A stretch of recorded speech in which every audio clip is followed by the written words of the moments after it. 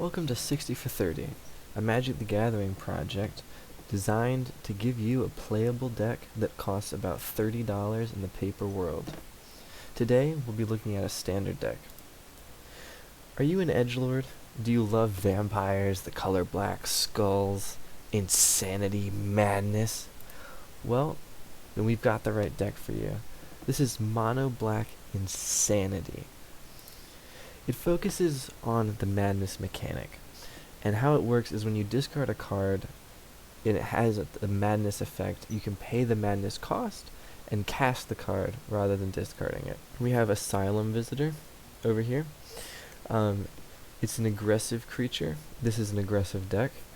But it also functions to refill our hand if we end up dumping it, because it has the ability that if our hand's empty on our upkeep, we draw a card and lose one life, which the one life is trivial. We always want to be drawing that card. And its madness cost is exactly the same as its casting cost.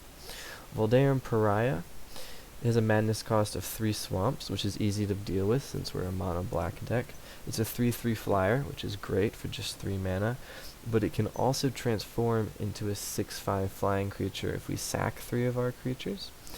Which we won't do very often, although when we do, the opponent will also have to sack 3 of their creatures. That is the payoff. We also have Gisa's Bidding, which isn't necessarily a great card, paying 4 at sorcery speed to get 2/2 zombie tokens, but when we can cast this for its madness cost at instant speed, maybe when our opponent's attacking, it can lead to some serious blowouts. And then we have Alms of the Vein, which doesn't look like much since it just drains life from the opponent, but it actually adds a lot of reach, and the fact that its madness cost is just 1 swamp can make it extremely effective. So in order to take advantage of madness as a mechanic, we have to have ways to discard cards. So we have creatures that let us do it. Stromkirk Condemned, which really should be named Stromkirk Condemned. I read it that way. I'm sure you did too. Stromkirk Condemned is maybe our best way to do this, because it's a creature in itself, and we're generally an aggressive deck that wants to be landing creatures early and often. And when you discard a card, vampires you control, and most of the creatures we run in here will be vampires, will get buffed. And we can do this once a turn, but we can do it on our turn or our opponent's turn. And it's a reliable way to discard a card. We also have the Heir of Falkenrath, which is maybe our best turn 2 play. It's because it's a 2/1 creature that if we land it and the next turn discard a card for madness, it transforms into a 3/2 flyer and can start attacking our opponent right away. Unfortunately, as far as a discard outlet, this will only work 1 time before it transforms. It doesn't have that discard ability after it's transformed. The absolute star of the show when it comes to giving us reliable discard outlets is Key to the City. We tap it and discard a card to make one of our creatures unblockable, but if we don't have a creature, it's up to 1 creature, so we can still use this ability to discard even if we don't have a creature. And when it becomes untapped, we can pay 2 to draw a card, which we're going to want to do as much as possible to make sure that you don't dump your hand and then are unable to refill. This is mad card advantage, and it really helps to push some damage through to get those last few points of damage if we need to. And then we also have Call the Bloodline, which honestly, when I was testing this deck, I thought it was going to be better. I ended up cutting a copy because it's not super reliable. You can only do it once a turn, and the fact that you have to pay this 1 mana to discard is actually a setback since we're fairly low on the mana curve. We don't have a lot of mana to be sinking into stuff.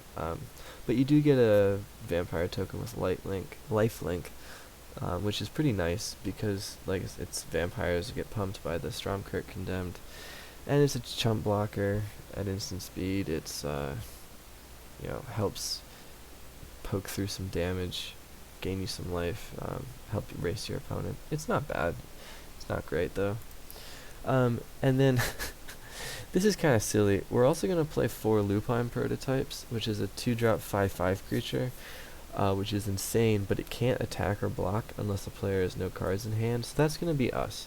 So even though we're running Asylum Visitor and Key to the City that can both draw us extra cards, we're generally going to be able to empty our hand, even with drawing those extra cards. So Lupine Prototype, you're not going to be attacking with him on turn 3, but on turn 4, maybe you drop this guy down, and then on turn 5, you're pushing through a 5/5 creature, maybe unblockable, with Key to the City. When it comes to removal, we're only running 4 spells: Sinister Concoction and Murderous Compulsion. Sinister Concoction, you have to discard a card to make it happen, and sacrifice it and pay 1 life. All that stuff is marginal. We really like it because it lets us discard a card to get our madness, and it's an unconditional destroy target creature. Fatal Push, which I'll talk about later, you might like it more, and by all means run it, but I like the extra being able to discard a card and the fact that it's an unconditional destroy target creature. And then Murderous Compulsion is the same thing. It's not the best removal card we have access to. It's actually kind of terrible on its own, but the fact that it is a madness spell means that we can turn it into an instant, because we can discard it at instant speed, and we can use it to buff our creatures and then cast it. And it's actually pretty decent in the testing that I've done. And that brings us to our lands. Surprise, surprise, for a budget deck, we're running 23 basic swamps. Nothing fancy there, but it really, really helps our deck be consistent to just be running 1 color, all basics that come in untapped. It's as fast as we can be. So a few things that I picked up on in playtesting. Hand management is pretty important.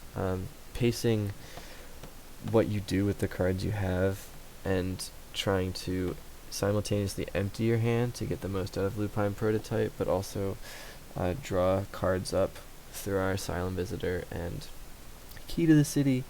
Is kind of tricky at times. You'll get a feel for it pretty quickly, but it's important to play around. You also want to be casting as many things at instant speed as possible. Our madness creatures technically have flash if we're able to cast them after discarding them at instant speed, which can lead to some absolute blowouts during games. It's just everything's better at instant speed. The deck is an aggressive deck.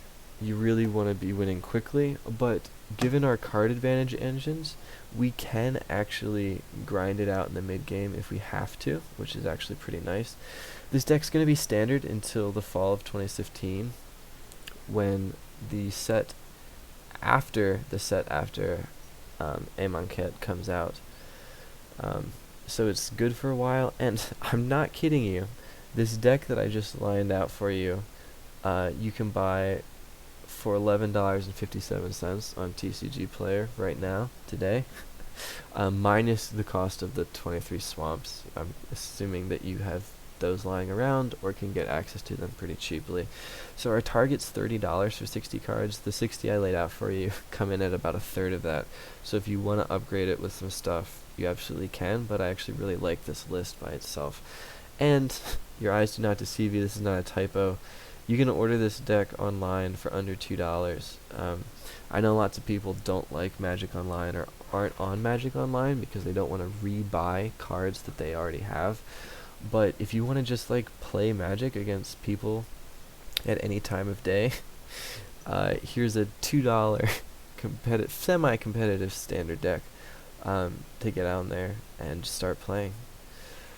Which brings me to our sideboard possibilities. This deck, there isn't really that much of an opportunity to upgrade it, or to tweak it, because it's very linear. It does what it wants to do every time. I think the most obvious place for sideboard possibilities is the suite of removal that we run. Depending on taste, the deck kind of struggles against token strategies, like the servo token deck. That's pretty big right now. So Biting Rain might be good, even though it would hit our own creatures. And again, it's a madness, a madness card. And then Ruinous Path, just because we sometimes struggle with planeswalkers, just being able to get rid of them right away. And then Grasp of Darkness might be nice, because even if it's not going to kill a creature, it's going to make it so that we can win a trade and kill a creature. And the double black, which is somewhat restrictive, isn't a big deal in a mono black deck. Fatal Push, I already talked about a little bit.